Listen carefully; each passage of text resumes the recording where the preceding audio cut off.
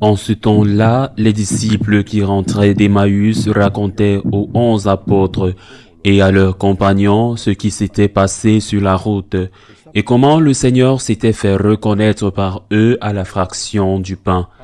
Comme ils en parlaient encore, lui-même fut présent au milieu d'eux et leur dit « La paix soit avec vous ». Saisis de frayeur et de crainte, ils croyaient voir un esprit. Jésus leur dit « Pourquoi êtes-vous bouleversés? Et pourquoi ces pensées qui surgissent dans votre cœur? Vous voyez mes mains et mes pieds, c'est bien moi. Touchez-moi, regardez. Un esprit n'a pas de chair ni d'os, comme vous constatez que j'en ai. » Après cette parole, il leur montra ses mains et ses pieds. Dans leur joie, ils n'osaient pas encore y croire et restaient saisis d'étonnement. Jésus leur dit, « Avez-vous ici quelque chose à manger? » Ils lui présentèrent une part de poisson grillé qu'il prit et mangea devant eux. Puis il leur déclara, « Voici les paroles que je vous ai dites quand j'étais encore avec vous. Il faut que s'accomplisse tout ce qui a été écrit à mon sujet dans la loi de Moïse, les prophètes et les psaumes. » Alors, il ouvrit leur intelligence à la compréhension des Écritures et leur dit, « Ainsi est-il écrit que le Christ souffrirait, qu'il ressusciterait d'entre les morts le troisième jour, et que la conversion serait proclamée en son nom pour le pardon des péchés à toutes les nations, en commençant par Jérusalem. À vous d'en être les témoins. Acclamons la parole de Dieu. » En ce troisième dimanche de Pâques, nous continuons à méditer sur les apparitions du Christ ressuscité. Chacune d'entre elles a un délai, un enseignement qui complète les précédents. Ici, nous voyons les apôtres incrédules, plus encore terrifiés, dit le texte. Ce n'est pas quelque chose qu'ils avaient préparé, une invention pour arriver à être à la tête d'un groupe de disciples qui s'occuperait d'eux, les traiterait bien et leur permettrait de mener un niveau de vie économique, social avec un plus grand prestige, avec un plus grand pouvoir. Ce texte n'aurait pas été écrit s'il en avait été ainsi, parce qu'il laisse les apôtres dans une très mauvaise situation. Des gens sans foi, des lâches, et qui même, en voyant le Christ ressuscité, hésitent à croire en la résurrection, bien que le Seigneur le dise dans le texte d'aujourd'hui. Il les avait prévenus, « Je mourrai, mais je ressusciterai. » Ils ne l'ont pas cru. Je le répète, personne n'invente un mensonge pour se discréditer et finir crucifié. Face contre terre comme Saint Pierre ou écorché comme Saint Barthélemy. La résurrection du Christ est un fait réel, et non seulement c'est un fait réel qui pourrait être assimilé à une apparition. Les apparitions de notre Seigneur à Sainte Marguerite Marie à la Coque, Sainte Faustine Kowalska, c'est un fait réel qui indique que c'est le Christ avec sa chair qui est ressuscité. C'est un autre type de chair, ce que nous appelons la chair glorieuse. Madeleine ne le reconnaît pas, mais elle le voit, jusqu'à ce qu'il ne l'appelle pas par son nom, mais c'est la chair, de la vraie chair. C'est pourquoi le Seigneur leur dit, dans le texte d'aujourd'hui, « Me voici, regardez mes plaies, touchez-moi, sentez-moi. Me voici, regarde mes plaies, touche-moi sans moi, leur dit-il. » À la fin, comme ils ne croient toujours pas, il leur dit, « Donnez-moi à manger. » Un esprit ne mange pas. Il ne peut pas ingérer quelque chose qui reste dans la chair ou dans l'air. Je le mange devant vous, et devant vous, il disparaît à l'intérieur de moi. Le Christ est ressuscité. Je sais qu'il est difficile pour beaucoup de penser que la résurrection est un fait réel parce que nous n'avons pas d'apparition de mort, mais il y a cette apparition du Christ ressuscité. C'est l'apparition fondamentale. C'est la base de tout. C'est ce qui a poussé l'Église non seulement à évangéliser, mais aussi à accepter le martyre parce qu'ils savaient que cette résurrection indiquait qu'il y avait une vie éternelle et que s'ils étaient infidèles, fidèles, autant pour moi, au Christ, ils seraient avec lui dans cette vie éternelle. Le problème n'est pas que nous ayons besoin de plus d'apparitions ou de plus de preuves, c'est que nous avons besoin de plus de foi. Et pas seulement de foi en quelque chose que nous ne pouvons pas voir, mais de foi en quelque chose que d'autres ont vu, touché et que nous avons suffisamment de preuves pour croire. Que ce que ces autres, les apôtres, ont enseigné est authentique, qu'ils n'ont pas été trompés et que nous ne sommes pas trompés. Mais cet évangile a aussi une autre leçon, c'est celle qui termine le texte d'aujourd'hui. Jésus leur dit, leur rappelle ce qui est écrit sur lui dans les Écritures. Le Messie souffrira, il ressuscitera.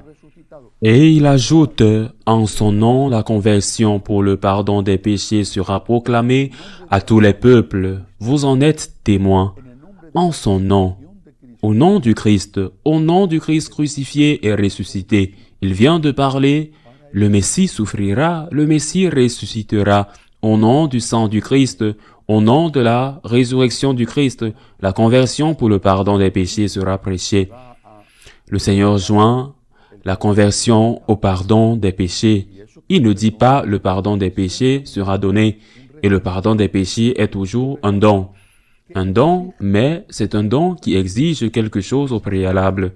Il exige la conversion, il exige la repentance, il exige de demander le pardon 70 fois 7 fois.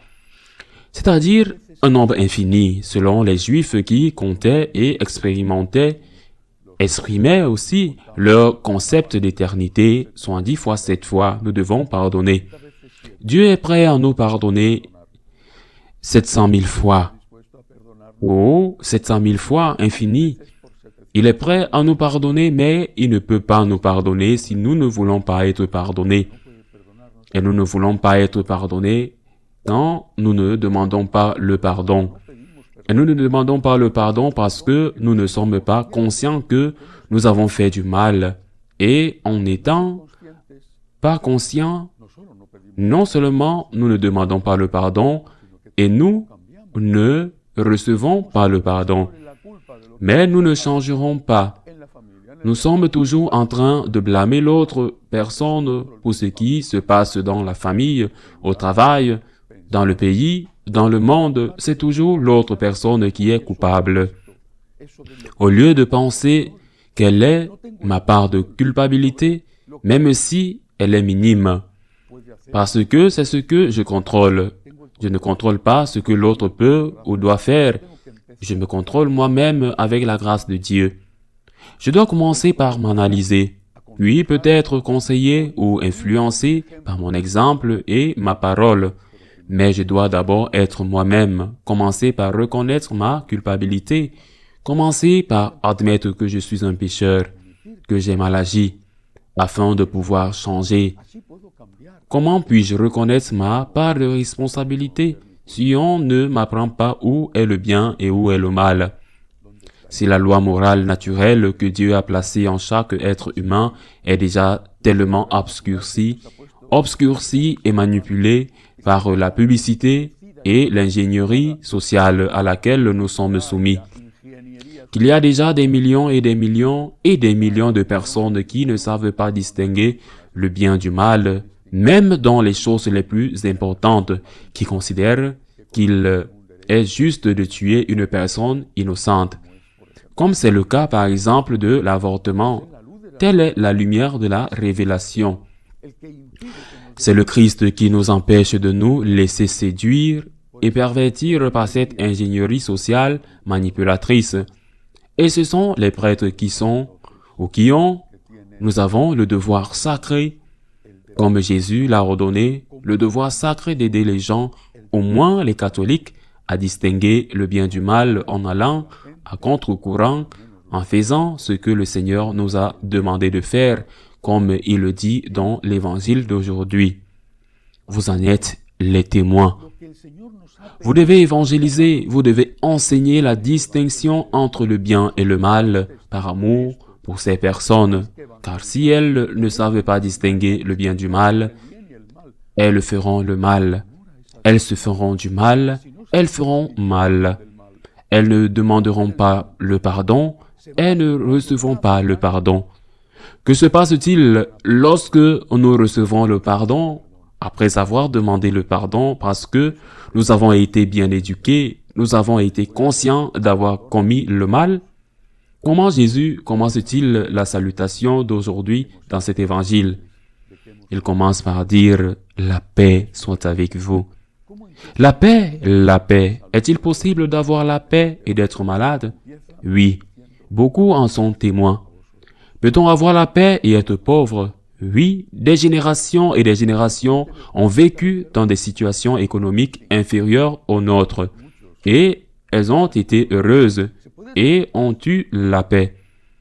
Elles n'avaient pas d'appareil électrique dans leur maison et pourtant peut-être elles avaient beaucoup plus d'amour et beaucoup plus de camaraderie, de compagnons. Ce que vous ne pouvez pas faire, c'est avoir la paix et être dans le péché. C'est ce que vous ne pouvez pas faire. Le péché vous enlève la paix. Il vous enlève la paix maintenant et il vous enlèvera la paix quand le moment sera venu pour vous de mourir et de rencontrer Dieu. Il y a quelques jours, j'ai reçu un courriel d'un jeune homme qui s'interroge sur sa vocation. Il fait un discernement et il m'a dit « J'hésite entre devenir médecin ou prêtre. Je suis très attiré, m'a-t-il dit, par la médecine parce qu'à travers la médecine, je peux faire du bien d'un point de vue physique, mais je me demande qu'en est-il du bien spirituel et du bien de l'âme. La médecine est une profession très noble, lorsqu'elle est bien pratiquée, bien sûr, comme toute autre profession. Mais qu'en est-il du bien de l'âme? Et pouvez-vous être guéri si vous pouvez être guéri du cancer et de la paix intérieure? D'ailleurs, la maladie n'est-elle pas souvent liée au manque de paix intérieure? Et n'est-il pas vrai, comme nous le savons tous aujourd'hui, que nous somatisons souvent, c'est-à-dire que nous mettons dans notre corps les problèmes que nous avons dans notre esprit et qu'un stress, une contrariété, un souci, une angoisse, un manque de paix rendent plus fragile et donc plus sensible aux infections ou même au cancer. Combien de fois cela a-t-il été prouvé? Le Seigneur nous demande d'être des médecins de l'âme, que par la prédication, l'enseignement juste, l'enseignement orthodoxe, l'enseignement vrai, nous aidions à distinguer le bien du mal, parce qu'il est prêt à nous pardonner. Il est venu nous pardonner, j'insiste sur ce que dit l'Évangile aujourd'hui, en me rappelant les enseignements de l'Ancien Testament. Le Messie souffrira, il ressuscitera. Ce Messie mort pour nous, versé son sang pour nous, ressuscité pour nous, nous donne la paix avec le pardon des péchés.